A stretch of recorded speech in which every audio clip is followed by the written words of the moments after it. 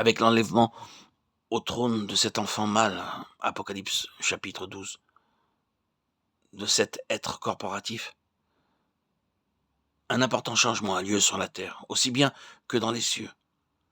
La première chose que l'on constate après cet enlèvement, c'est une guerre dans le ciel. C'est ensuite le résultat de cette guerre. Plus de place dans le ciel pour les armées du mal. Aussi sont-elles précipitées des cieux sur la terre. Au moment de leur chute, une grande voix se fait entendre dans le ciel disant « Maintenant est arrivé ». Elle semble presque dire « Maintenant, enfin, maintenant pour finir ». Le grand, l'éternel, maintenant. Cette hiérarchie qui a enveloppé la terre. Ce prince de la puissance de l'air, ses dominations, ses autorités, ces princes de ce monde de ténèbres, ces esprits méchants dans les lieux célestes, maintenant, enfin, les voilà précipités, maintenant est arrivé le salut de notre Dieu et sa puissance et son règne et l'autorité de son Christ. Je m'arrête ici pour noter le sens distinctif des mots. Maintenant est arrivé le salut de notre Dieu. Le salut de notre Dieu est arrivé maintenant. Réfléchissez un peu à tout ce que nous venons de dire et vous verrez jusqu'où cela va vous conduire. Maintenant est arrivé le règne de notre Dieu. Le règne de notre Dieu est arrivé maintenant. Maintenant est arrivée la puissance de notre Dieu. La puissance de notre Dieu est arrivée maintenant. La voici la dynamique de Dieu. Sa force toute puissante. La voici maintenant. Mais remarquez ensuite, et l'autorité de son Christ, l'exousia de son Christ, la juridiction du Seigneur Jésus est arrivée maintenant. Que de choses tiennent à ce maintenant. Vous pesez ces phrases une à une et vous vous rendez compte que l'enlèvement de l'enfant mâle coïncide avec l'avènement du salut, de la puissance et du règne de notre Dieu et de la juridiction de son Christ. Quel final! Il faut plus de temps que nous n'avons maintenant pour mesurer toute cette gloire. Laissons donc cela pour le moment et passons plus loin. Sur la terre, l'histoire entre dans une nouvelle phase. Et dans le ciel également, c'est quelque chose de nouveau qui commence.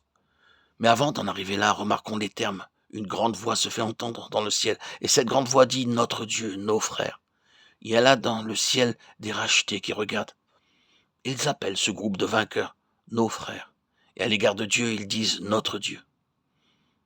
Ils étaient là avant les autres, et ils ont suivi avec intérêt cette bataille dernière dans laquelle les vainqueurs étaient engagés. Dans tous les temps, il y a eu des vainqueurs. Ils ont vaincu et s'intéressent à cette victoire, jusqu'à sa consommation. Aussi disent-ils, notre Dieu, nos frères, qui accusait nos frères.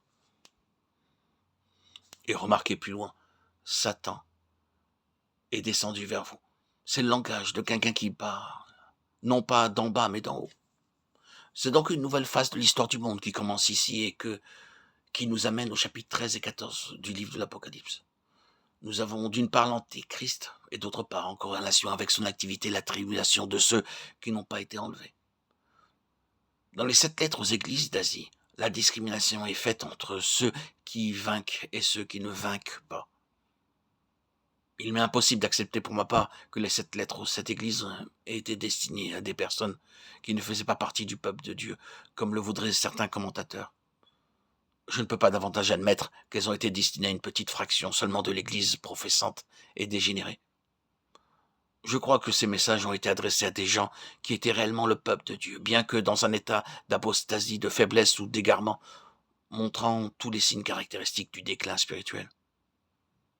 Or, il y a une division entre le peuple de Dieu en état de déclin et les vainqueurs.